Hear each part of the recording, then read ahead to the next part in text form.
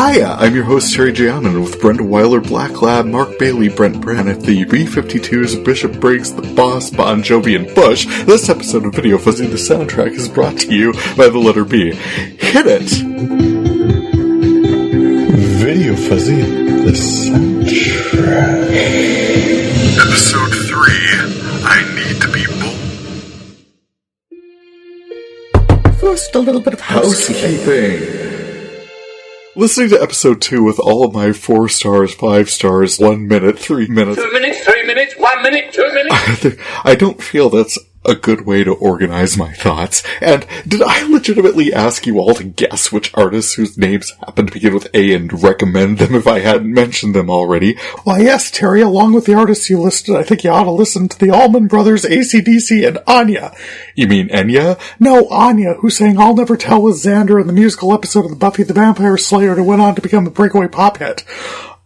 I'll keep that in mind, but there's gotta be some balance between listing off my entire iTunes library and having you guess who I've heard and who I've not. And there's certainly gotta be a better way of formatting this podcast than how I did it last time, which sounded to be organized pretty much exactly like VideoFuzzy, even though the collections they cover are different, and I should be approaching them differently as well. I feel like it'll break out pretty well as title track, highlighting a significant influence and chatting about that, followed by the lost tracks, restoring long-lost music to my collection. Then I can talk about what I feel are influences, artists for whom I have one or more entire LPs. They're going to have some significance to me and I can go into some detail. I'll likely list all of these, and then breakouts, artists for whom I've got multiple pieces. I'll probably have something to say about them as well. Then a category I haven't named yet because nothing seems to fit. It's artists who make one appearance in my collection, often as part of a soundtrack or did a novelty piece, or who I enjoyed enough to buy an MP3, but not more than that. Quirks, flashes, miscellaneous. I'm sure I'll come up with something. Meanwhile, this episode is a bit anomalous anyway, because I was able to get together for interviews on a couple of artists in my influences category. Looking forward to sharing those. Let's get things started off, though, with title track. I wish this segment was starting off differently. Brenda Weiler is a regional talent, an easy 3-hour drive to my east, and I've had a request in to interview her about her at least a quarter century of work for over a month now, but I'm not a journalist, I'm a fan. I don't want to creep anyone out for the crime of performing one's original songs at coffee shops around her home state obligates her to conduct interviews with randos. That's simply not true. But I'm so interested, so regardless of whether she ever grants an interview, I'm absolutely going to explore the work of Fargo-based singer-songwriter Brenda Weiler based on the appearance of 4 original LPs in my collection and a smaller, more mysterious subset. I would absolutely be asking her about where she'd be sitting across from me sipping tea. In 1997, thenabouts, I was in Devils Lake, North Dakota. I was business and government reporter for the Devils Lake Daily Journal. I hadn't quite given up, but my career seemed to be foundering a little bit. I was feeling pressure to produce copy I mostly managed, but it was challenging and the hours were very odd. We were an afternoon daily, so production could start at 4 in the morning.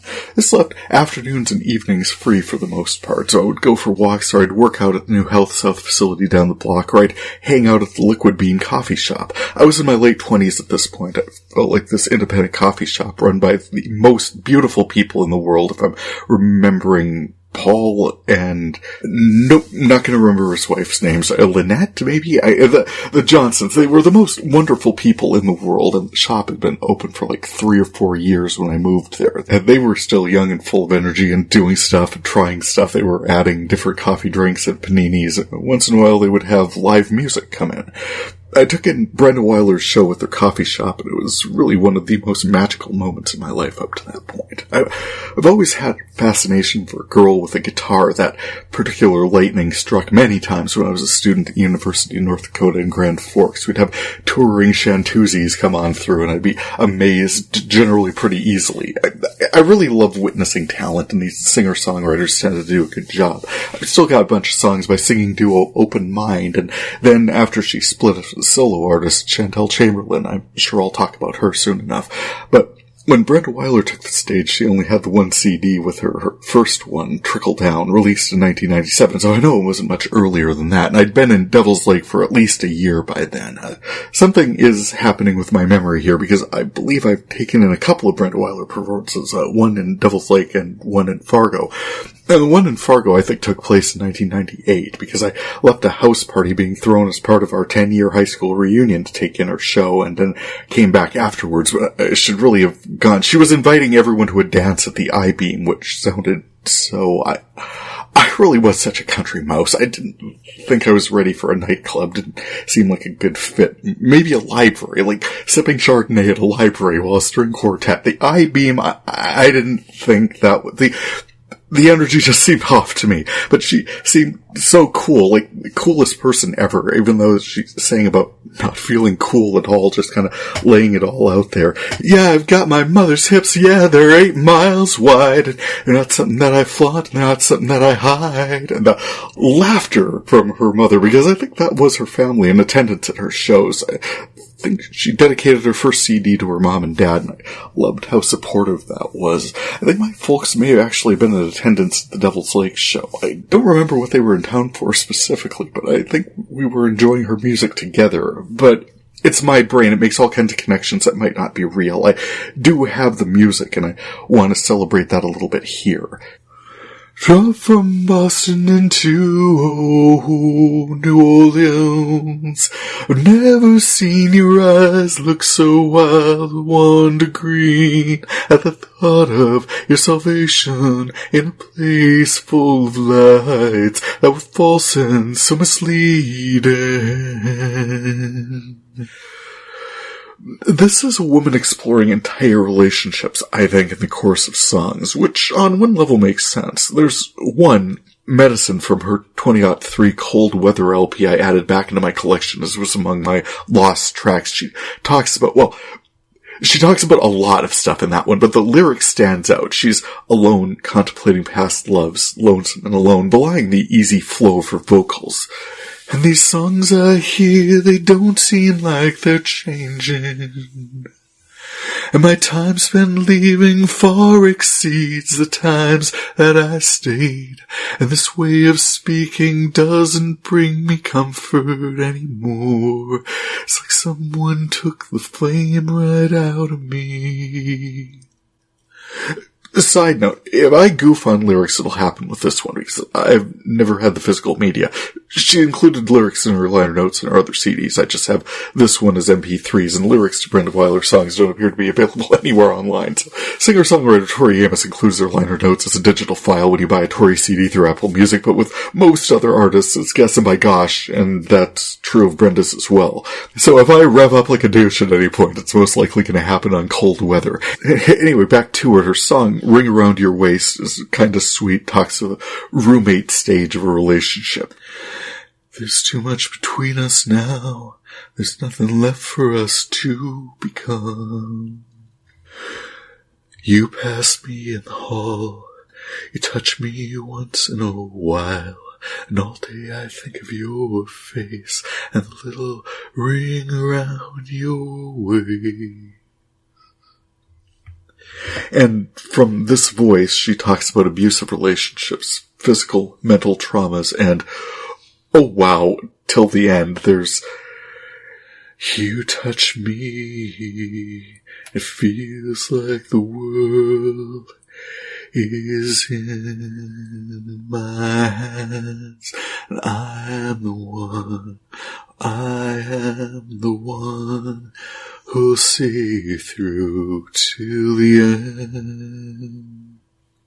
And then she goes on, you always thought that I was less of a person than I am, but I am the one, who will see you through till the end.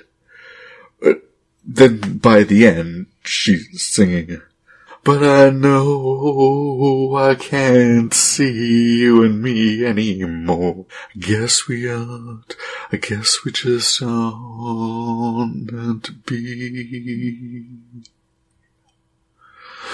In her Crazy Happy release, there's a couple songs about longing she feels after a breakup. She's got One Step Away and Pretty Face, and in Drag from her Trickle Down release, she dismisses a love interest who's idealized her. She just can't take him seriously. All I say is precious, all I do is good. You are not who I need. You are just one to drag along behind me down to where I'm headed, down to where I am. And never mind relationships, Brenna has a whole song about a half-second's interaction in the street. In 95, she sings about slipping and falling on the sidewalk and some passerby looking up her dress and her feelings about social indictment.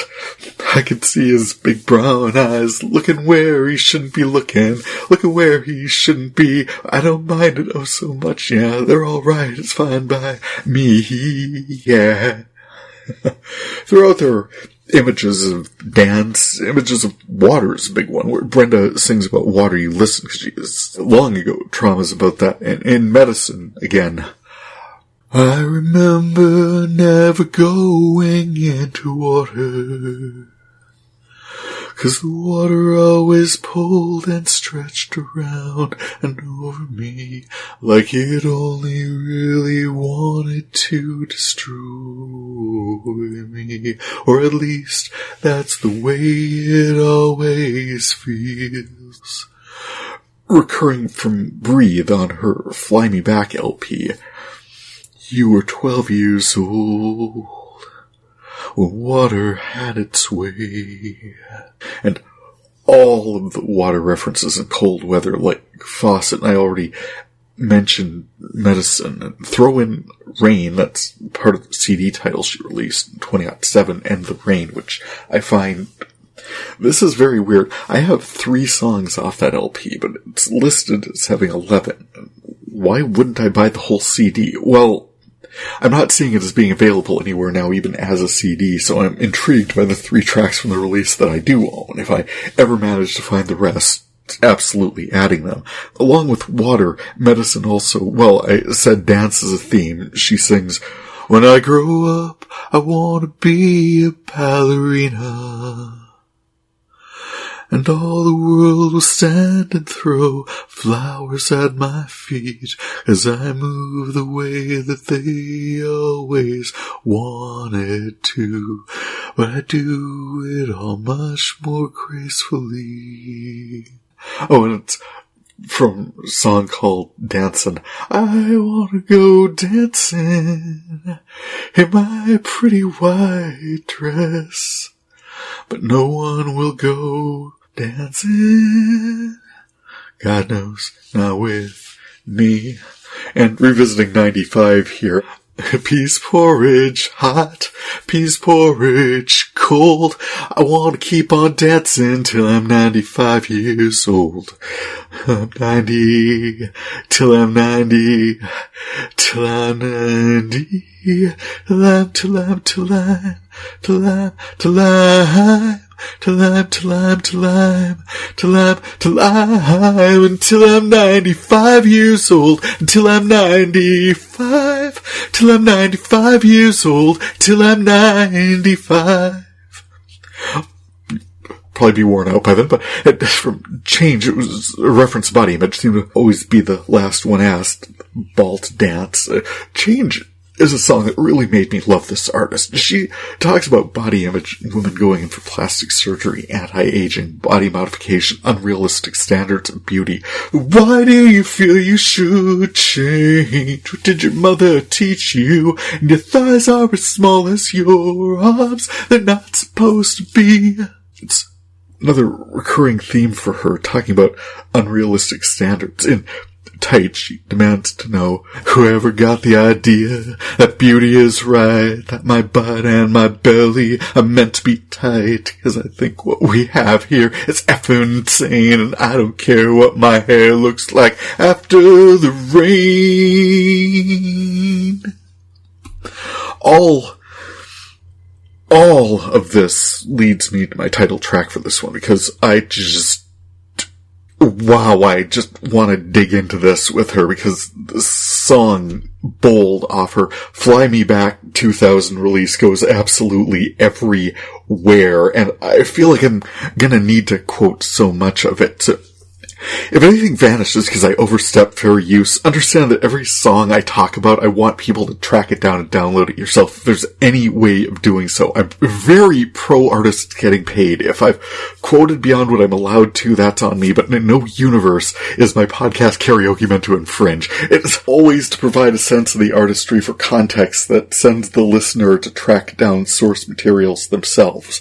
That fig leaf firmly in place. With Bold, we start with, I assume, Brenda contemplating life while stuck in traffic. Thick all around her on an overcast day, drops the needle on this relationship. I felt very close to what you felt that day. The proposal of marriage she accepts in Better, just 2 songs away. The intimacy blossoming into love in Weave My Way, a year before in her Crazy Happy release. No clue, but she continues, will you wait for me? Will you wait? Will you wait for me? Will you wait?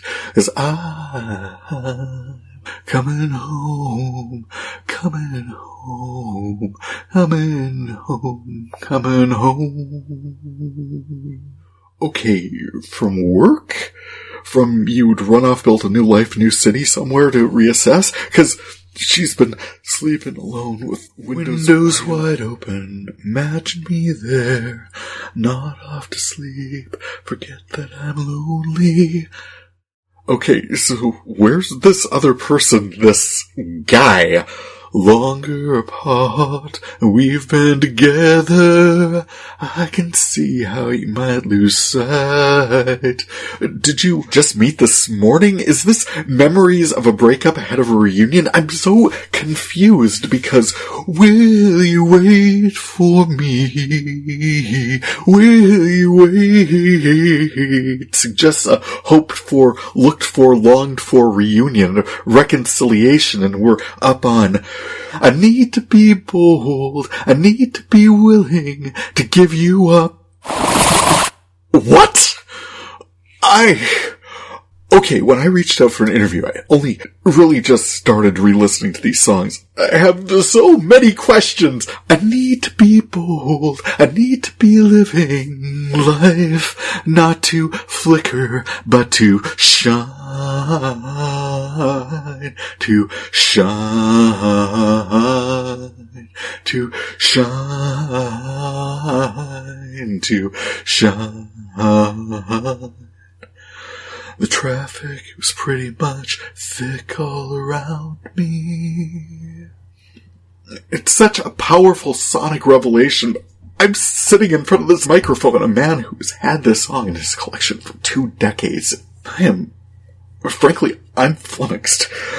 Forced to guess, I imagine a woman torn between reuniting with past love and striking out on her own, determined to reject the past, determined to shine in a new life, which is why I suspect some of her songs that take a sharp turn emotionally halfway through recount beginning, middles, and ends of relationships.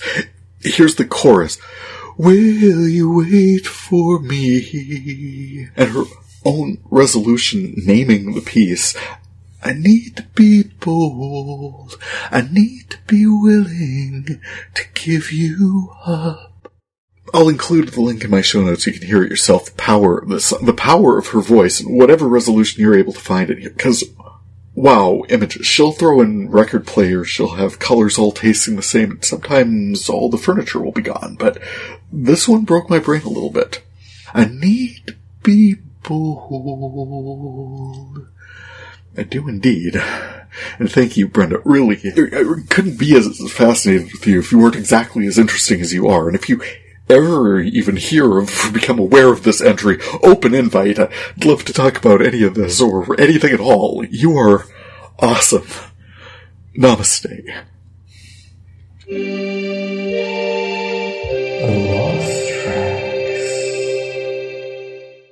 Part of my excitement for this set is from months ago now when I restored my lost copy of Brenda Weiler's Cold Weather, 11 tracks of dark introspection and piercing insight, along with a few more romantic pieces, and overall a fantastic reacquisition, one I've missed, one I'm very happy to reacquaint myself. Fawcett and Medicine were dear old friends I'd lost touch with, transferring to my current PC, and I enjoyed my reunion with the others as well. Troubled takes a multi-layered approach, Cold Weather holds haunting magic, and Scatter is one of those pieces I could listen to for the rest of my life and keep hearing new things. The truly lost track, however, is her End the Rain release from 2007. I can't find that anywhere. She has several entries loaded to her YouTube channel, but I do not want to bring them in like that. I have 3 tracks from that LP, Noise and Sound, Those Neighbor Kids, and Out of Control, all 3 of which are awesome. I really love Noise and Sound, ceaseless driven musicality, wanting to change everything and fix everything and do everything. It's an entire mood.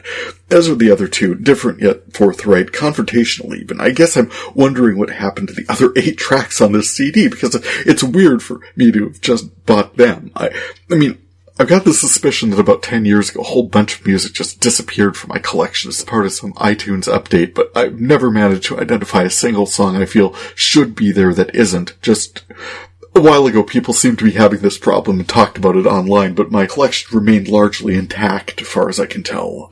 Largely.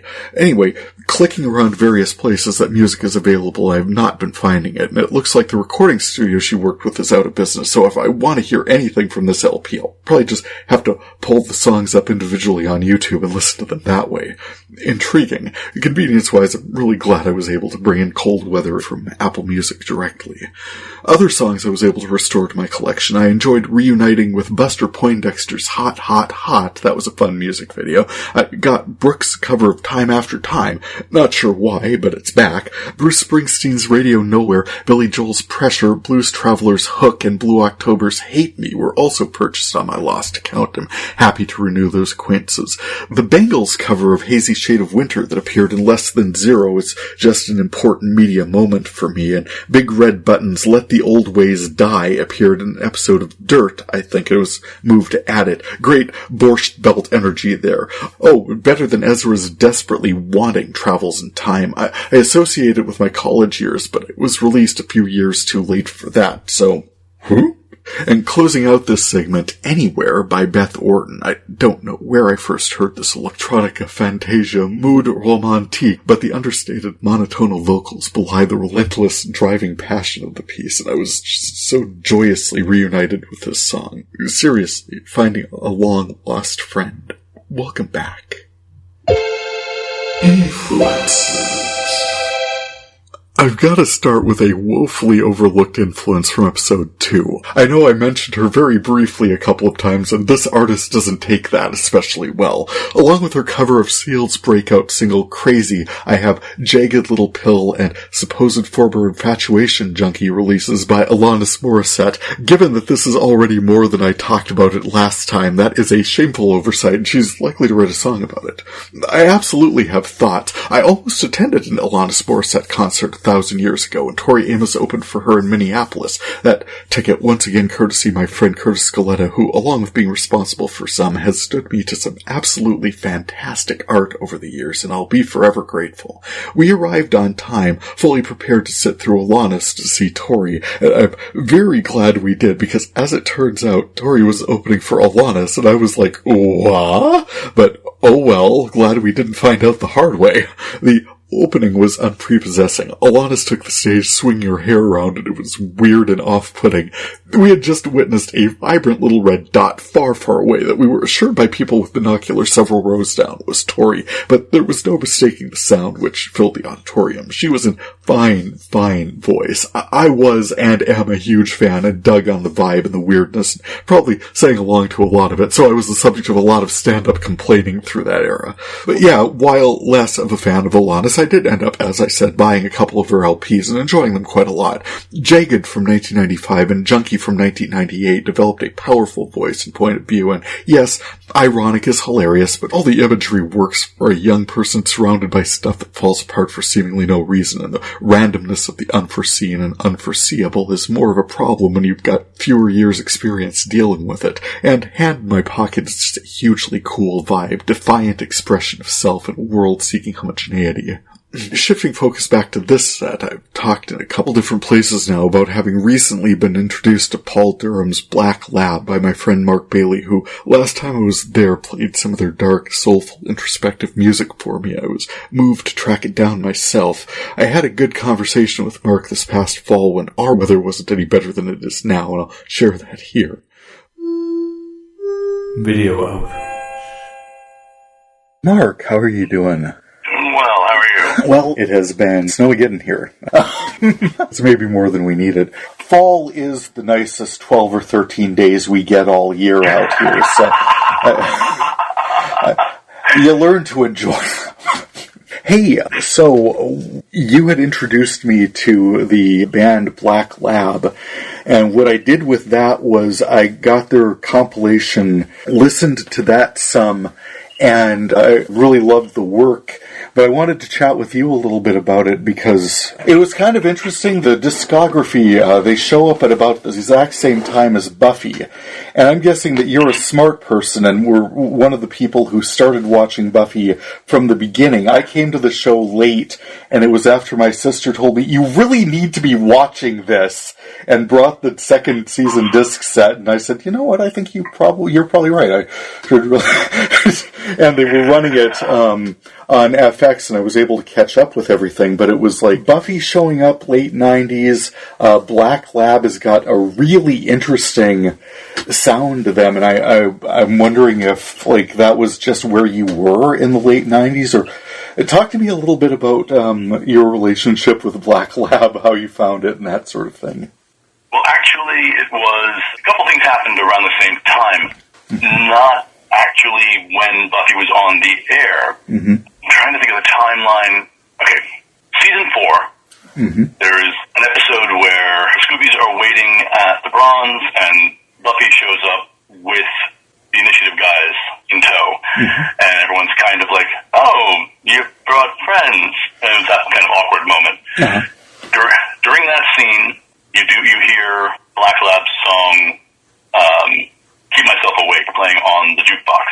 And that was a culmination of a bunch of odd coincidences with it. There's a whole story there as well, but from Paul Durham's side, I just heard about that like a couple of days ago. They recorded that when they were trying to get in with a new label. They recorded that song, really liked the way it sounded, and they played it for someone who happened to be working with Buffy, and they were like, oh my god, this is great, we'd really like to have this on the show.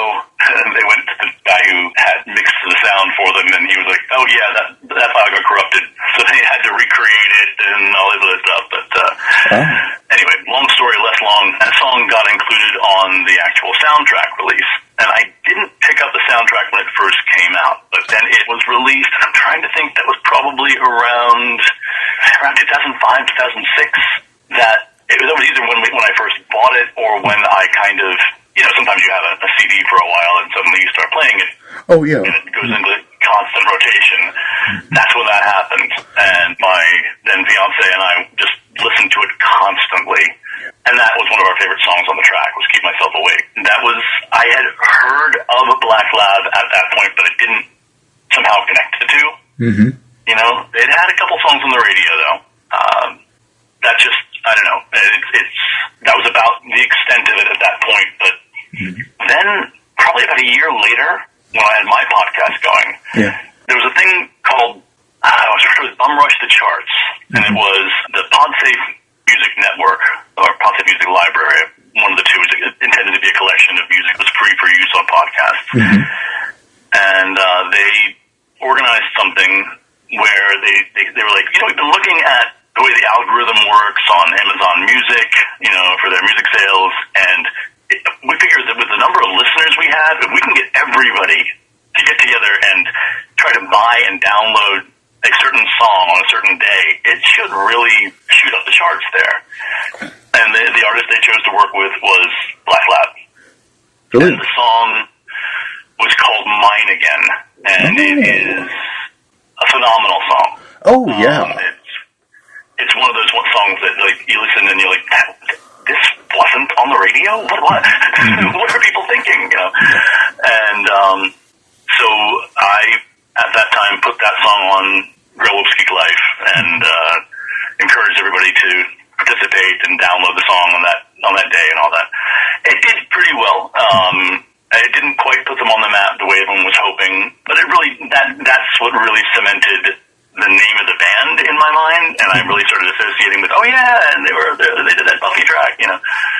And then since then, I have become Facebook friends, you know, friends in quotes, with Paul Durham, who is the lead singer and really the driving force behind Black Cloud. He is most of the band. There's sort of other artists that are there either all the time or some of the time on various albums and tracks, but I saw the rotation on Wikipedia when I was doing a read-up on it. They cycle through, but yeah. He's sort of the through line. Mm-hmm. And well, incredible range. I mean, expressive voice. Good Lord. Stood out a little bit because you had gotten back into online karaoke, and the first recording that you had done was This Night, and that was one that I was listening to a few times, and I was kind of like, oh, okay. It was the Passion Leaves a Trace LP. That was 2007, so it was about mid-career for them, and I was just finding some genre flavor. What drew you to that? The combination. It is a very good song, and it is one I listen to a lot. There's a lot of darkness to it, and I don't think this is telling tales out of school, because I think he's been pretty open about this, but for several years he's been fighting with depression, and I find that some of his songs, most of his songs have a tinge of that darkness coming through, but there is a sort of intelligent, like an emotionally intelligent sense of, coping isn't the right word, but exploring that type of darkness, that type of despair. Yeah. Really. And, but that said, the reason I picked that track at that time, it was, I mean, I admittedly, I was going through a pretty dark time myself, but really, the main reason I picked it was that I was looking for any Black Cloud tracks on the karaoke app that I used, and that was the only one they had. Oh, okay. Well, serendipitous. I didn't know, but yeah, yes. It was a solid performance, I thought. It was another introduction to a piece that I hadn't yet heard, because I can't remember when I tracked down Black Lab, but it was since I had started this process. It's been within the last couple of months that I've listened to them, so I'm very, very much newcomer to this. I thought the Mine Again, my reaction to that was just the sensuality of the lyrics, the barefoot in the grass, my heart in your hands, till you're mine again. There was a certain, I think, the closing phrases of the song are just full-throated cinematic need, but I think that it like I mentioned, the expressiveness of the Paul, it's very clear that this guy has a point of view and can convey it very well vocally. It's just time that runs between us. There's so many great lines in that song. It's just, and in terms of that exploration of darkness I was talking about. When you have a chance, not their most recent album, but the album before that, I believe, is called A Raven Has My Heart. And it's one of those albums where the first time I listened to it, I kind of had to take a break after every song or two and just kind of go breathe for a bit. It's really emotionally intense lyrics, a lot of exploration of darkness, despair, depression, and obsession. And hitting at a point in your life that it was just going to resonate. Yeah. So it felt like what I was listening to time ago. I may not be hearing it right, but there seems to be a lot of quiet longing in this set. Images of intimacy, worlds away, longing, couldn't stop your crying or myself from fighting back. I didn't know what the value of this observation was. I was hearing kind of a synthesis between Stabbing Westward and Savage Garden. There was a time in my life, like towards the early 90s, when I was listening to them a lot. And if they were to collaborate on a studio LP, they might come up with something like this. And I was kind of like, well, you know what? Those two bands, I don't know if they play on the same radio stations, but I was hearing that kind of an energy, which meant that it fit pretty well in my music collection. I don't know how relevant that is, because it's kind of like, well, I don't know, bands sound like other bands. It's like, no, not always, but you can hear some like resonance between lyrics and energies. And that one in particular, though, it's that sort of, it's an interesting mix because it's, well, time ago, okay, my read of it at least is it's the perspective of a young man who almost isn't anymore, who is on that cusp of middle age, maybe, or early middle age, looking back with the eyes that are still the eyes of a young man at what was, and can see it like it's right before my eyes, you know. And it's actually funny you mentioned that one, because that's another one that I'm planning to do at some point on the karaoke app. I've just had some throat issues for a bit, but as soon as I can get this cleared up, I'm going to try to do that. It's just at the edge of my range, but I'm going to try it. And there was something you don't know. Something inside eats you out from the middle, something from the back of your mind, and kills you. And then you have this easygoing verse, and this like really higher angstier chorus. The images of party down in your rabbit hole all go down as far as it was like, okay, well that one hangs out right at the 7th chakra, but But it seemed to be like kind of a wild party song, and it felt like it was deceptively easygoing. But there's absolutely some wild and chaotic energies in that one. That those are nights you don't remember exactly, but you I think I had fun though. Yeah, I know. Yeah, I kind of like the way it's like no group of songs is going to be all the same thing. I thought that they explored a lot of different nights, a lot of different points, relationships. There was one, Learn to Crawl. I just learned how to crawl. Teach me how to fly, fight, be there on the ground if I should fall for you. As building trust, fraught cross currents of uncertainty at the beginning of relationships. That's what I was hearing with that. I liked it because it's not the sort of song that I usually I don't hear it a lot, and I thought that they did a really good job with it. Yeah, I think that one came out when they were really trying to court the more mainstream audience. I feel like it's there. I feel like it's something that's going to play like over the end credits of really cool movies. If I'm not mistaken, that was in Spider-Man. Oh, okay. So my instincts, or at least somebody else thinks so. It was either in the film, I'm blanking at the moment, it was either in the film or it was, I know they released a quasi-soundtrack album that was music in and inspired by or something. And it was either in the film or in that. Yeah, I felt like this was a very, very cool band. Not one that I'd really encountered in the way that you had before, and so I wanted to appreciate the introduction as well, because that was very, very cool. One final note on that, I guess, Paul Durham has just completed his first solo album, The Sweet Life, Paul Durham. I think I've heard about everything early because I was part of the Kickstarter, but everything I've heard so far sounds amazing. And so it's something to keep an eye out for. And right now, he's not coming up very well in searches and things, but so hopefully will be improving. But yeah, Paul Durham, Durham, he's worth checking out. Oh, excellent. Thank you, Mark. Since chatting with him, that solo project he mentioned actually has been released, so look for Paul Durham's This Sweet Life wherever you're getting your music. Turning northward, another artist with multiple appearances in my collection is Minot, North Dakota singer-songwriter Brent Braniff. In fact, adding one additional CD since I chatted with him, along with his 2001 CD release, So Who Am I Supposed to Impress? In my digital collection, I added a digital copy of his 2022 Proof release last summer. Then, during our interview, he gifted me with not only a physical copy of that one, numbered and complete with original artwork, so thank you, but also a copy of Saving the World, the latest CD he put together with producer and sound engineer Chad Wheeling, released in 2017. I sat down with Brent between storms late last fall to get some of his thoughts about Proof and his creative process.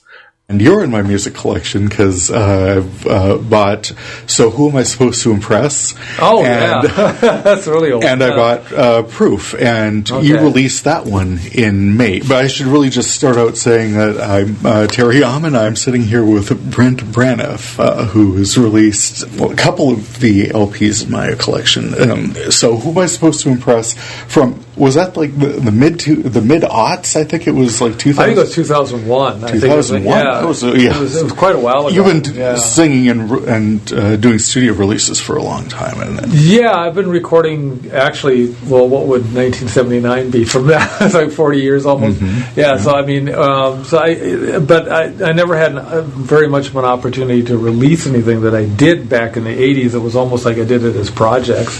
Yeah, because from that one onward, and I just got the one that you released in May, Proof, there have been like some really great studio sound. Really does sound like there's a great deal of depth, some really good musicality you've brought in. I think you probably have other musicians you've been working with. Do you bring in? Not on Proof. Proof was all by myself. That was you. Wow. And it was out of necessity more than anything else, just because of the guy I worked with before, Chad Wheeling. He has a family now. He's got 2 other bands he works with. It was just good. The workload was just getting too much for him. Plus, regular work and things like this. So it just kind of like, he wasn't being able to find the time, and I just asked him one day, do you think it's okay if I just keep on going by myself? And he says, yeah, do it. He was totally up for it. He thought it'd be a good idea to give it a try anyway. So yeah, I mean, it was one of those kind of things where I just decided that I needed to try and do this by myself. And so you're recording the instrumentation. You're also recording your own vocals. Right. You're engineering the whole thing. Yeah, which I never think of myself as much of an engineer. I think that's a lot of help from YouTube tutorials and things like that, which I guess I grew up kind of being an engineer, but I think I had to relearn a lot, because a lot of times I just relied on Chad, because Chad was a brilliant engineer and producer and that type of thing. And so, when I did my stuff with him, I'd do the songs and things like this. He would record it, and it would be fantastic because he's got a great talent for that. So now when I had to do it by myself, it was almost like, okay, how am I going to live up to that level of what he did for me? And things like, I'm not a drummer and I'm not a very good lead guitarist or anything else like this. I'm going to do what I can do. Yeah, but I mean, you supported the vocals really well. I mean, you're getting really good energy. I'm finding some good, inspiration almost. I mean, sitting here listening to it, I would say that you were a person who had heard of Pink Floyd, that you were a person who had heard of David Bowie, because I'm hearing some really great energies in there that kind of feel like they've inspired your music a little. And it's amazing. It's kind of like you pick up on a few things there, definitely. And I don't know if I mentioned that before, but I remember there was one song in particular I was afraid might have sounded too much like Pink Floyd. I just kind of went, oh my God, am I going to get sued by David Gilmour or Roger Waters? Oh, I don't think they're going to track it here. I don't think they'd be upset either. But when I did it, I felt, wow, this has really got that kind of feel to it, which I was really kind of proud of, because David Gilmour is one of my favorite guitarists. So I thought if I'm pulling it off what he does, even in sort of minute little way, I was kind of proud of that. So was that sitting on the floor, or was that a different? No, it was. Oh God, now I can't think of which one it was.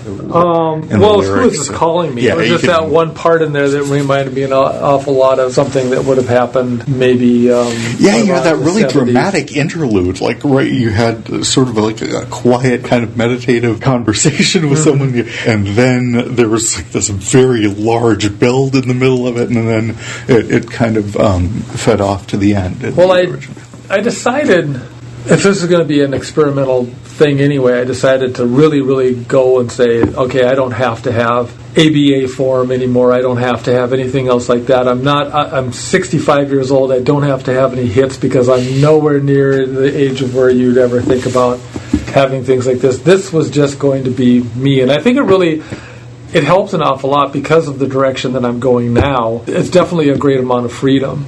I hear that. Yeah. And so I think that there's just a great amount of freedom in that, because the next album I'm doing is it's almost done. I kind of had to take some time off because I have some artwork I have to finish first before I get back into it again, but it's pretty much all instrumental except for one song. And that's what I want. I want it to be more soundtracky. I want it to be more, kind of going back to my roots of electronic music and that type of thing, and so it's got a lot of that thing happening with it. So, I'm trying some things I've never tried before. Like, I've been getting into a lot of sampled orchestral sounds and things like this. So I want to have it more of an orchestra, more of a choir, more of a things like this. And so I'm going into uncharted territory completely in the next one. And I certainly in Proof I did enough uncharted territory in that.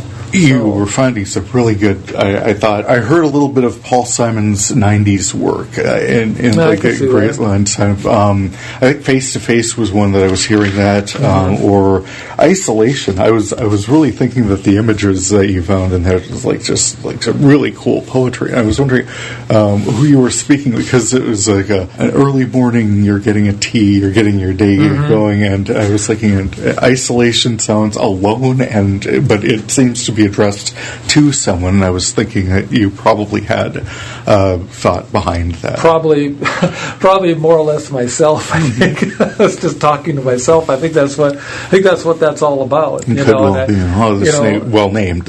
Yeah, and I think a lot of things come into mind there as you get older and you're single. That happens an awful lot. I think it happens to a lot of people who as you get older, you get more isolated and that type of thing. And I think that's where that was kind of coming from. It's just thoughts that come to you as you're making the song, because a lot of times when, at least I'm doing this, and I find out a lot of other people do this too, is you end up just kind of like, you have a melody in your head, you're going through this kind of thing, and the words just sort of start forming. Yeah. As you're doing it, you're mumbling your way through it.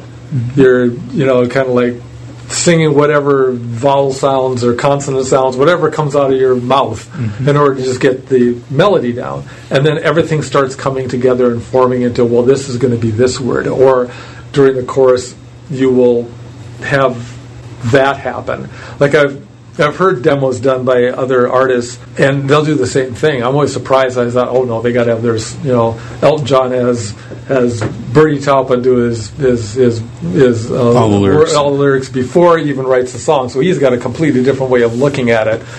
But a lot of us other ones, we might have a chorus in our head, but those other words are going to have to come from someplace else.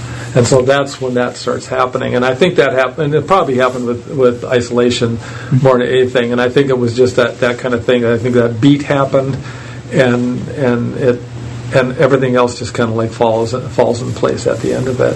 I was going to ask you, because one that really stood out from this set was Sugarcane. That sounded really highly produced, sounded like something you could hear on Top 40 radio. Also, I think probably of your creations, the raunchiest I'd heard. Oh, right. And I wondered where, since you said you had engineered that whole thing, how did that one come about? How did you create that? I think it was just off the guitar. I think that's where it came out of. And yeah, you're probably right. It probably it is pretty naughty. It definitely has lyrical content on that like that. I think I was trying to hide it a little bit, but not so much. Sort of was coming off a little bit T-Rexy in a way, I guess, in a way, so. About Mark Bolan-ish in a way, and I think that's kind of where that was coming from. Luckily, there's a lot of really great amp programs that for guitar or computer programs or whatever that I used on that for the guitar sound, and I thought it actually sounded pretty live. I was really kind of happy with that. I was kind of amazed to hear that it wasn't. It kind of sounded like you were in a studio with people. You have clearly built some skills, but this one I think you had posted about, and I said, that sounds interesting. I want to hear about that one. And then it's kind of like, I need to talk to you because there's a really interesting musicality happening in here. And I really, from this, got the sense that you might even tour this stuff. And I wanted to ask if that's even possible up here in Minot, North Dakota. Do you perform any of these? I haven't done that for a long time. I don't know what would happen if I did. First off, trying to find musicians is hard enough, and I don't know if anyone would be interested in playing that kind of thing, so I actually have never asked anyone. I used to do some live things here and there, and I thought I was doing okay. This kind of music isn't going to be the type of thing for wide audiences. I don't know that, maybe it would, but I guess I think a lot of people, you have to, I don't know if this is the kind of stuff that you play in a bar without getting, beer cans thrown at you. Some of it, potentially. I guess it would really depend on the bar, too, but... If I had my way, and if I had a direction, I'd love to be able to play art galleries and things like that, because I think that would be perfect. That'd be kind of an interesting kind of thing. I think you'd get a group at the Toddy. I think that might be all right. It's hard to say, and considering the kind of direction I'm going nowadays, is kind of like now if I start doing this electronic stuff, I would really like to see it go more towards film soundtrack. I would be totally up for doing a soundtrack for anyone who had a film or something like this. And I think we've had a few more produced through this part of the world. So so this isn't a performance work, but it's work that you create because it's in you and you send it out there. And I hope you're getting good response from people. Because so far, the few people who have actually heard it, I'm not very good at marketing, so I don't. It's unfortunately, I don't sell a whole lot. But the people who have heard it seem to like it, and it's good to hear the people who I don't know who have heard it like it. So they're not saying that because they're my friend and they want me to feel good. God bless them. But.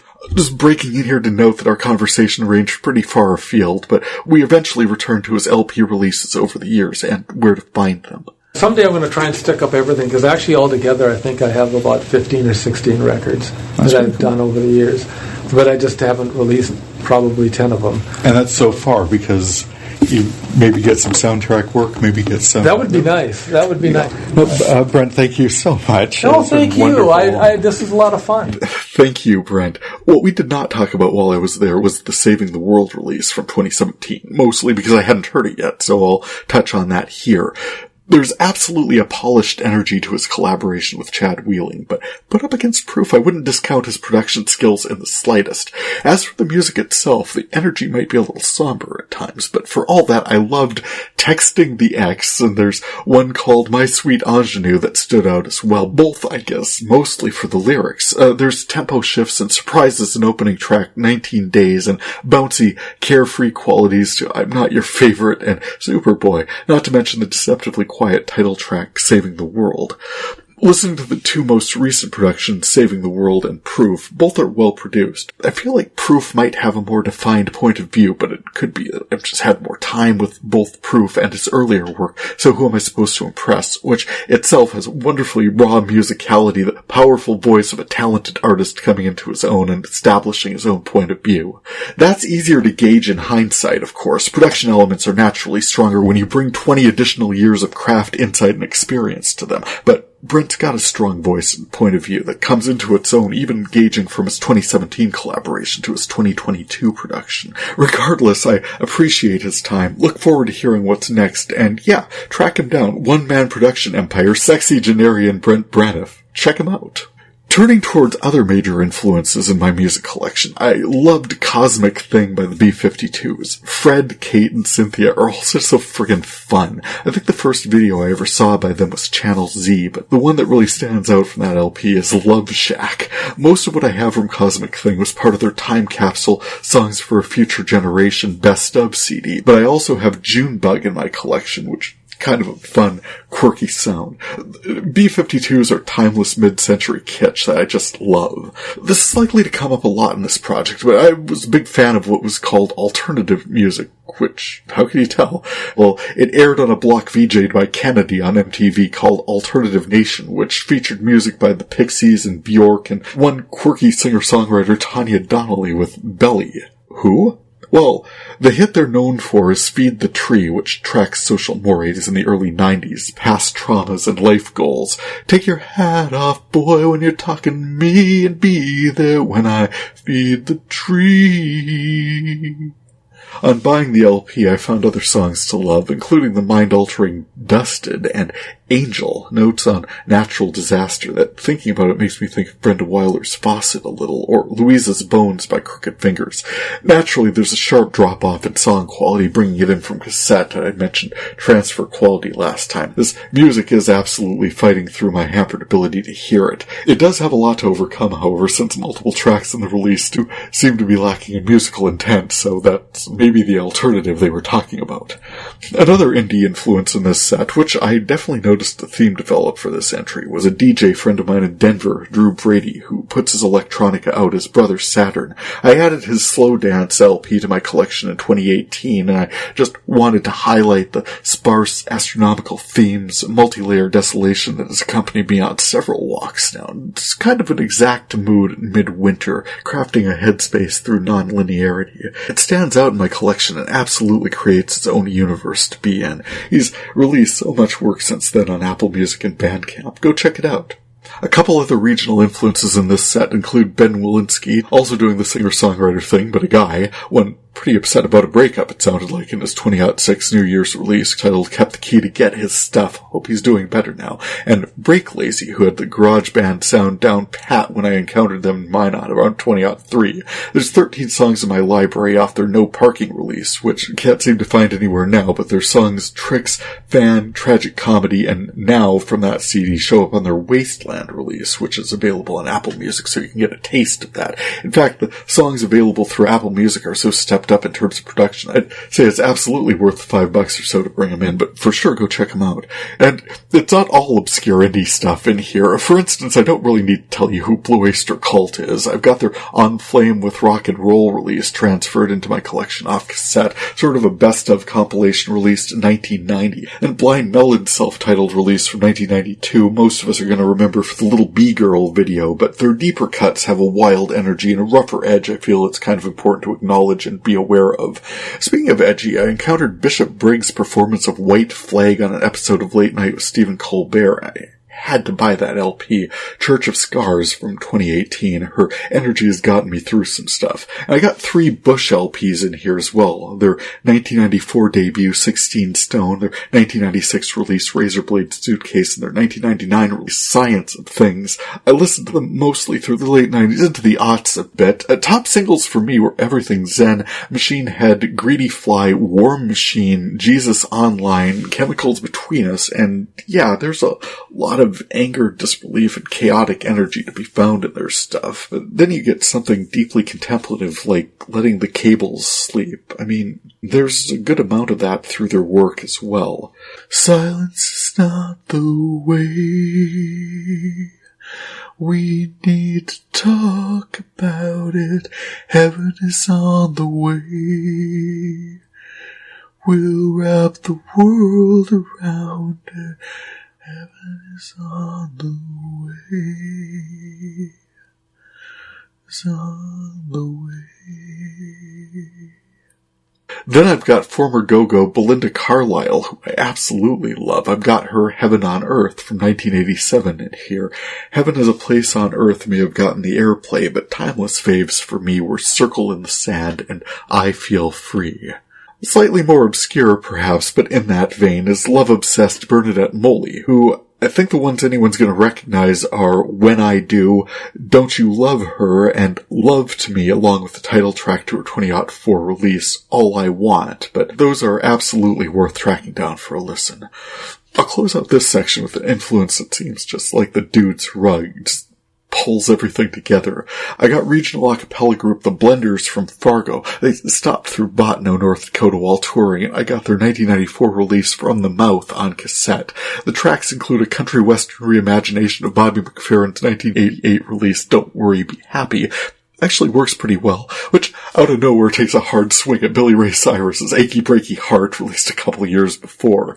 The release includes several covers and original tracks. I love their take on Christopher Cross's 1979 Sailing, as well as their comic original work, Aunt Sue's Ant Soup, which I remember running behind a melange of mostly Buffyverse clips for a fan vid back when I was doing that sort of thing to, I'd have said, largely comic effect. And then there's one that just explores this physically and emotionally violent relationship called You, that presents as a light-hearted bickering couple unless you, listen to it, at which point she's getting mad, storming off, passive meet aggressive, throwing things, and yeah, I wasn't holding out a lot of hope for these two, no. But the overall LP, the sophomore follow-up to 1992's Totally Whipped, is pretty good, and with Manhattan Transfer, Rockapella, Toxic Audio, and Tonic Soulfa, and so many others at the time turning out a cappella and close harmony interpretations, the blenders emerged at a moment the market seemed to be looking for them, and according to Wikipedia, are still performing today with most of the original lineup intact. I'd say they're a long-term influence in my media collection and are well worth tracking down.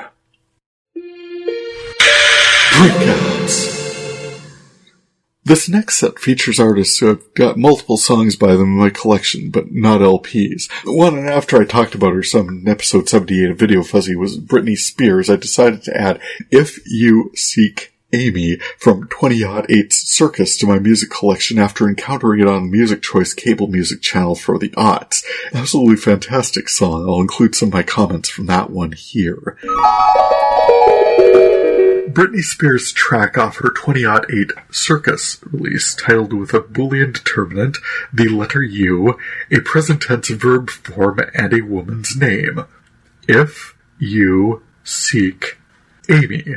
The official music video for this piece opens with a news report suggesting that there is an obscenity to be heard in this title. And to be fair, you really don't need for your imagination to run amok to hear it, but I will say it caught me by surprise. If You Seek Amy.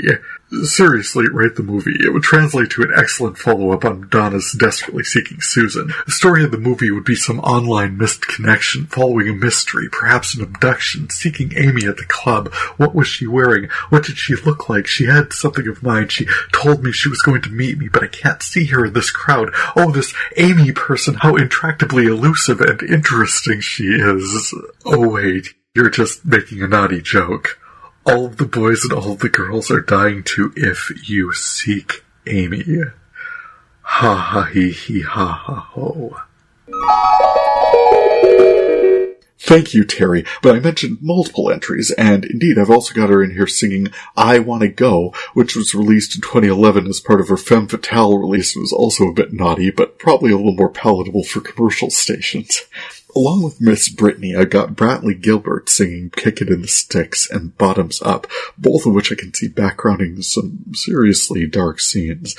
One of the first reactions I had to Bottoms Up is, someone's almost certainly been sexually assaulted while this song was playing, which odds are, sadly, probably pretty good, but I just felt something in that song was actively encouraging it. It's not the minor chord progressions, references to law breaking in the opening stanza, nothing specifically about the lyrics. Well, okay, woman you're tapping your boy's shoulder about is the one you brought. She was riding shotgun like it ain't no thing. You're making sure he's watching her dance in those tight Daisy Duke cutoffs. That reference shows up a Kick in the Sticks as well, and old Dirty South leering at her ass, so moved by it you're proposing marriage. Yeah, The other way to hear this song is that scene from Silence of the Lambs where she's trapped in the windowless van and you've got Bottoms Up blasted with the radio up so the girl can sing. Right?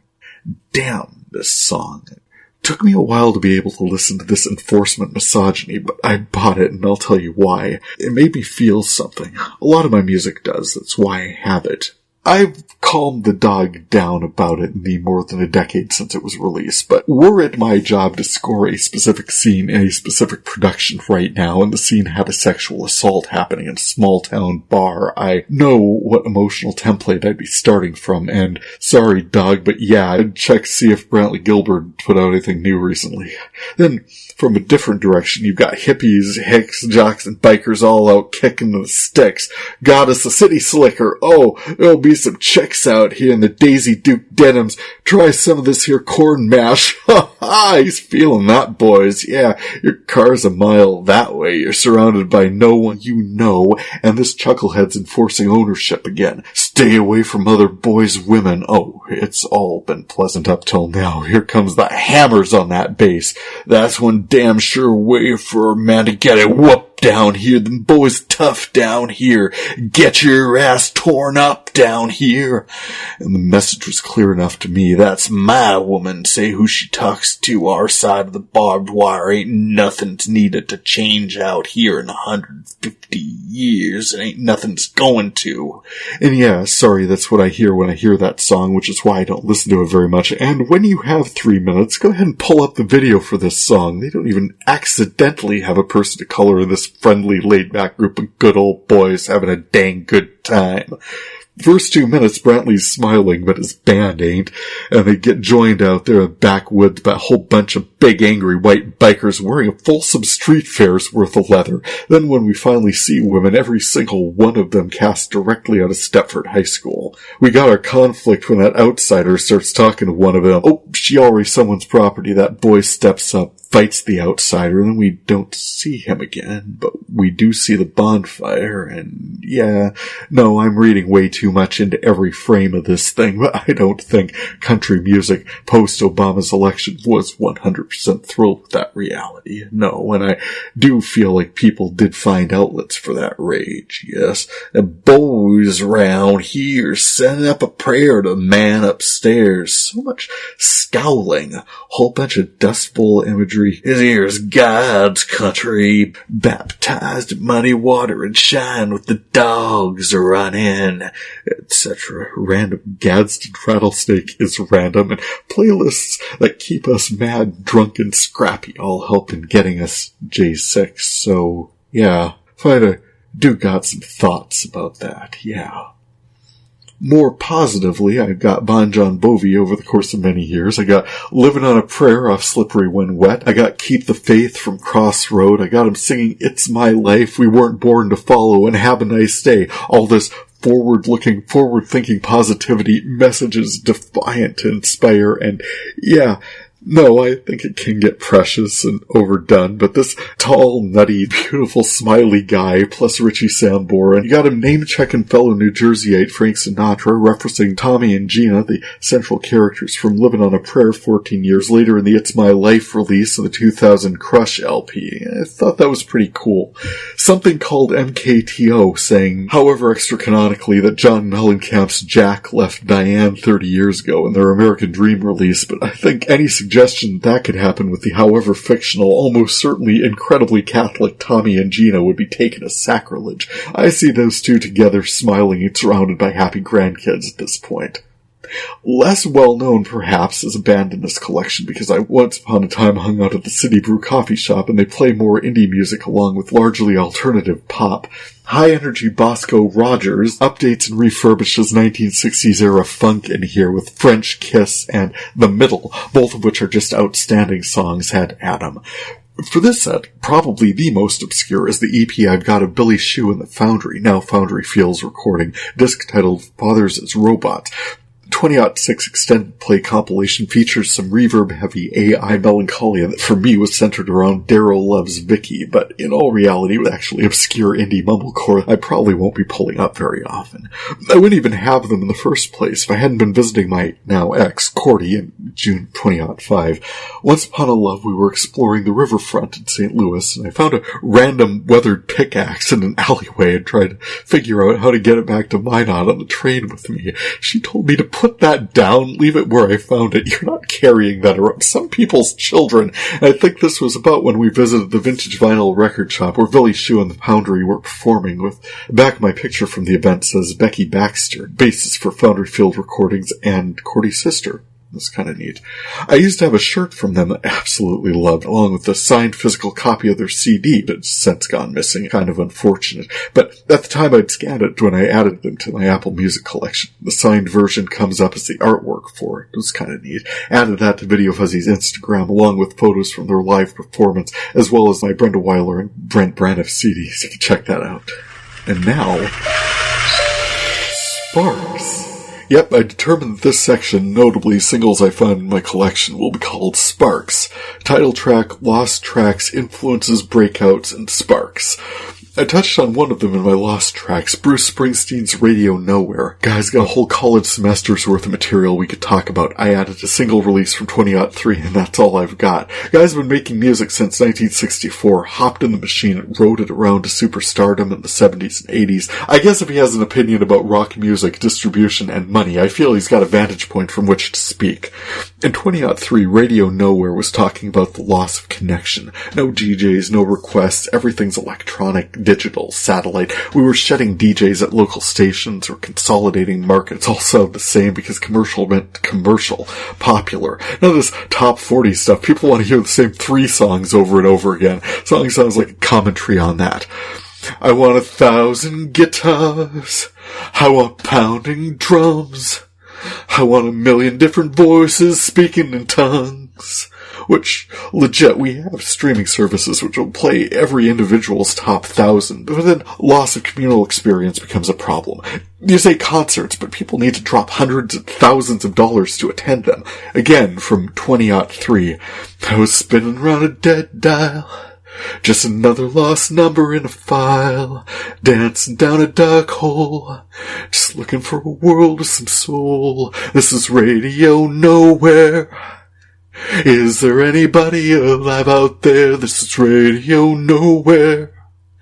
Is there anybody alive out there? Is there anybody alive out there? Is there anybody alive out there? I just wanna feel your rhythm. I just wanna feel your rhythm. I just wanna hear some rhythm. I just wanna feel your rhythm. Bopping through the wild blue, trying to make a connection with you.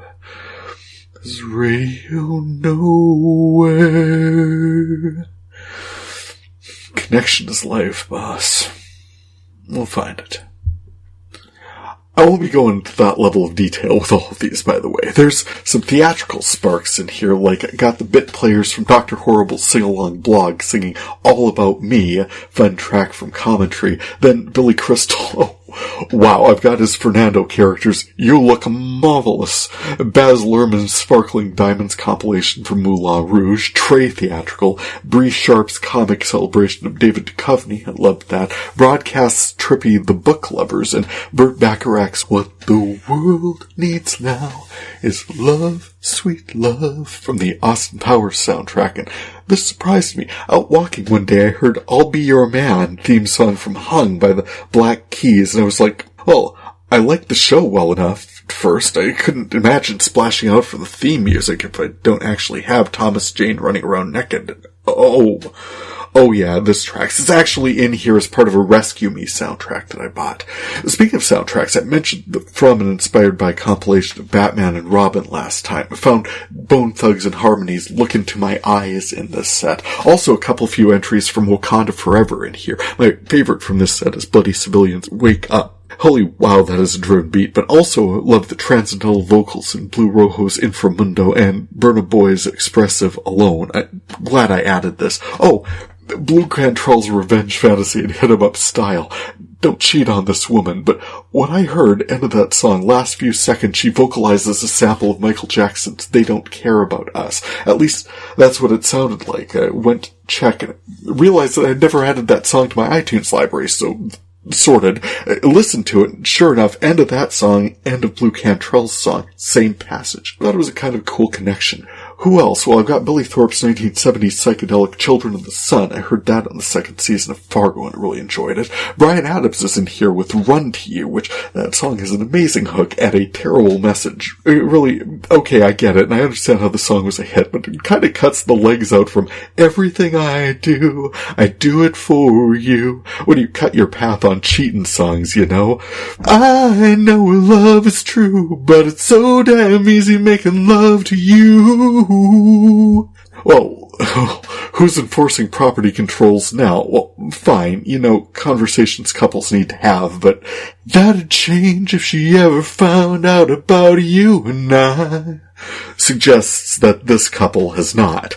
Then, wrapping up my Sparks comments, I love that I've got Bob Dylan's Subterranean Homesick Blues in here, Breathe Carolina's punk version of Miley Cyrus's See You Again, such a fresh take with that, and I'm going to close out with a song that I discovered with a friend of mine, Paul Johnson, different from Devil's Lake. You'll find him on Spotify and Apple Music with his original piece, Luminol, Circumstantial. Good stuff. Well worth tracking down. Well, he performed a cover of Bo Burnham's 2021 comedy release, Inside, called White Woman's Instagram, which I thought was a fun cultural comment. Things he suggests you might find there include an open window, a novel, a couple holding hands, an avocado, latte foam art, tiny pumpkins, fuzzy comfy socks, a golden retriever and a flower crown, a random quote from Lord of the Rings incorrectly attributed to Martin Luther King. Oh, it does get worse, but no, none of it sounds remotely out of place. No, it's all go on a white woman's Instagram, and I want to thank Paul for introducing me to that song. Paul posts his performances live on his Facebook feed, and he's in good voice for them. You should check him out. So, I missed a lot last time. I dug in a lot deeper this time. It feels like the right level of detail for this, but I'm sure I'll find the balance. It didn't help that I've got more than twice as many songs by B artists as I do by A artists. And as always, I speak alphabetically. In no universe is Britney Spears a B artist, but I'm already messing up because I didn't at all talk about the fact that I've got nothing by the Beatles in here, but I do have instrumental versions for a lot of their top hits. That'd technically be one of my influences, but nah. And a bunch of Sparks flew off into obscurity, but that's just gonna happen. I don't need to tell you who Blondie is. Yeah, I've got Rapture. Yes, it referenced Fab Five Freddy as breakdance and hip-hop was about to blow up, but no, I don't think you need to hear any of that from me. Yeah, I've skipped some, and if you listened to till now, you have a pretty good sense of what's in there and what I think of it. For sure, it was probably a little more informative than talking about star ratings, but bringing that aspect back into play in the future, I'll probably limit my comments to Sparks with 4 stars or higher. As for links, I feel like we all know how to use search engines, so I'll include a few higher profile links to official license holders in my show notes, and assume you all know how to Google, say, Bruce Springsteen if you want to learn more about any of the rest of it. Meanwhile, again, anything that might have reminded anyone of singing in this or any VideoFuzzy production, let me assure you that it wasn't. Any low-bar karaoke attempts you may have encountered would only have been included for illustrative purposes as part of fair use review. It certainly was not intended to infringe on anyone's licensure or copyright. Go forth, buy songs, and support the artists you love. And as always, open invitation to contact me through my show notes or tjaman1970@yahoo.com, and add, follow, and subscribe anywhere you get your podcasts. For VideoFuzzy the Soundtrack, I'm Terry J. Aman. Happy listening. Hiya, breaking back in after the closing to mention, as you might imagine, my conversation with Minot singer-songwriter Brent Braniff went all over the place. I could not include all of his insights here, but he shared an insight from one of his music teachers that I couldn't find any obvious way to edit into his interview back there, so I thought it'd be fun to include it here. Brent? Never close your ears. Never close your ears to anything. You can't. I don't care if it's bluegrass or if it's the most, 12-tone weirdness that you can find. Never close your ears, because I never have, and to this day there's no music that I've ever closed my ears to, because there's something there. You're going to miss something if you close your ears to it. And so, can't have a narrow field of vision. You always have to, no matter what you're doing artistically or musically or whatever, never close your eyes, never close your ears. It's all there for you. It's been given to you as a gift.